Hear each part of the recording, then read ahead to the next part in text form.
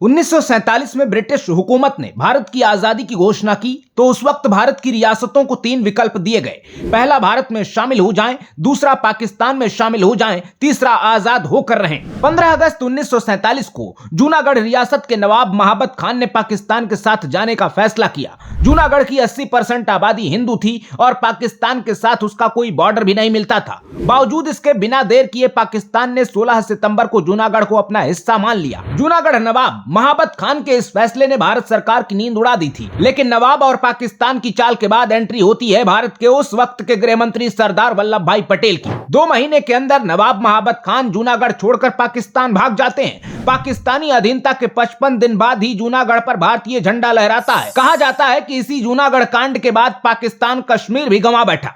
आखिर 1.5 महीने में सरदार पटेल ने ऐसा क्या किया कि पाकिस्तान को लेने के बदले देने पड़ गए। आज के इस वीडियो में आज हम जानेंगे जूनागढ़ के भारत में विलय की कहानी। 15 अगस्त 1947 तक ज्यादातर रियासतें भारत या पाकिस्तान में शामिल हो चुकी थी। 3 रियासत जूनागढ़, कश्मीर और हैदराबाद को लेकर मामला बुरी तरह उलझा हुआ था। हैदराबाद और जूनागढ़ की स्थिति एक जैसी थी। 80 से 85% आबादी हिंदू थी और शासक मुस्लिम। कश्मीर में हालात इसके उलट थे। वहाँ राजा हिंदू थे और 75% कश्मीरी मुसलमान थे। पूरे भारत में लोग आजादी का जश्न मना रहे थे, तब जूनागढ़ के लोग कंफ्यूजन में थे, क्योंकि 15 अगस्त को ही जूनागढ़ के नवाब महाबत खान ने पाकिस्तान के साथ जाने का ऐलान कर दिया था, यानी साजिश रची जा चुकी थी। शुरुआत में पटेल को लगा कि पाकिस्तान जूनागढ़ का विलय नहीं करेगा, लेकिन पटेल गलत साबित हुए। 1 महीने बाद 16 सितंबर 1947 को पाकिस्तान ने जूनागढ़ को अपना हिस्सा घोषित कर दिया। पटेल ने फिर एक बार पाकिस्तान को अपने फैसले पर सोचने के लिए कहा। जनमत संग्रह का विकल्प दिया। पाकिस्तान ने पटेल का ऑफर ठुकरा दिया, जिसके बाद पटेल ने शपथ ले ली कि वो पाकिस्तान से इस धोखे का बदला लेकर रहेंगे। 19 सितंबर 1947 को सरदार पटेल का एक्शन शुरू हुआ। पटेल ने अपने सचिव वीपी मेनन को जूनागढ़ भेजा। नवाब के दीवान शाहनवाज ने बातचीत में कुछ भी साफ नहीं कहा। इस बीच बॉम्बे समेत कई शहरों में नवाब के फैसले पर बवाल बढ़ रहा था। इसी दौरान सौराष्ट्र और जूनागढ़ से 25 से 30 हजार लोग बॉम्बे पहुंच गए और ऐलान कर दिया कि जूनागढ़ को नवाब के शासन से मुक्त कराया जाएगा। जूनागढ़ के डेलीगेशन को महात्मा गांधी के भतीजे श्यामल दास लीड कर रहे थे। 15 सितंबर 1947 को 5 मेंबर वाली जूनागढ़ कमेटी बनाई जाती है। श्यामल दास गांधी वीपी मेनन से मिले और निर्वासित सरकार का प्रस्ताव रखा। 15 सितंबर 1947 को बॉम्बे के माधवबाग में एक रैली हुई। श्यामल दास की अध्यक्षता में निर्वासित सरकार का ऐलान हो गया और जूनागढ़ पर दावा ठोक दिया गया। श्यामल दास आजाद जूनागढ़ के पीएम बने और विदेश मंत्रालय का जिम्मा संभाला।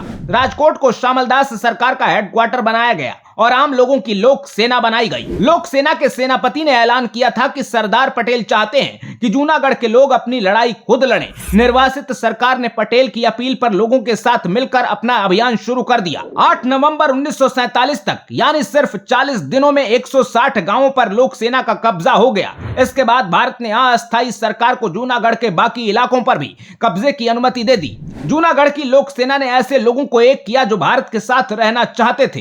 इन स्वयं सेवकों के सहारे काठियावाड़ के आसपास पूरे इलाके में नाकाबंदी कर दी गई। जूनागढ़ जमीनी रूप से भारत से घिरा हुआ था, तो भारत सरकार ने वहां से व्यापार रोक दिया। लोग खाने को तरसने लगे। विद्रोह की स्थिति पैदा हो गई। रियासत पर मंडराए संकट से नवाब महाबत खान डर गया। वो अपना राजकाज दीवान शाहनवाज भुट्टो को सौंपकर अपने परिवार के साथ पाकिस्तान के कराची भाग गया। इसके बाद शाहनवाज पाकिस्तान से मदद का इंतजार कर रहा था।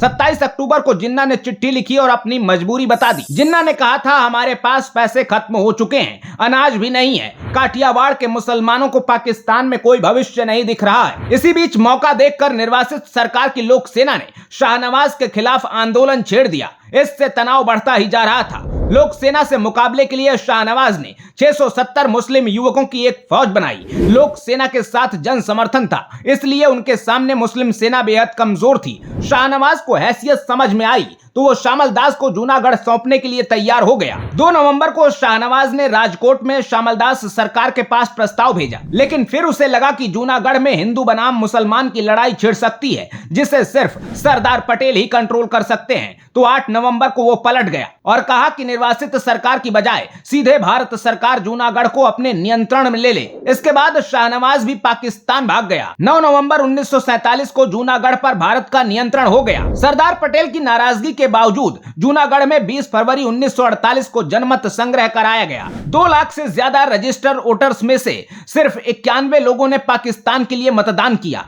20 फरवरी 1948 को जूनागढ़ में लोग खुशी से झूम रहे थे और इस जनमत संग्रह के बाद जूनागढ़ की निर्वासित सरकार का भी कोई अस्तित्व नहीं था, क्योंकि ये सारा प्लान सरदार पटेल और उनके सचिव वीपी मेनन ने तैयार किया था, जिसकी वजह से बिना किसी सैन्य ऑपरेशन के जूनागढ़ का नवाब भी हारा और पाकिस्तान भी। अगले एपिसोड में इतिहास के कुछ और पन्ने पलटेंगे। इस वीडियो पर आप अपनी राय कमेंट बॉक्स में जरूर बताइएगा। आते रहिए। जय हिंद।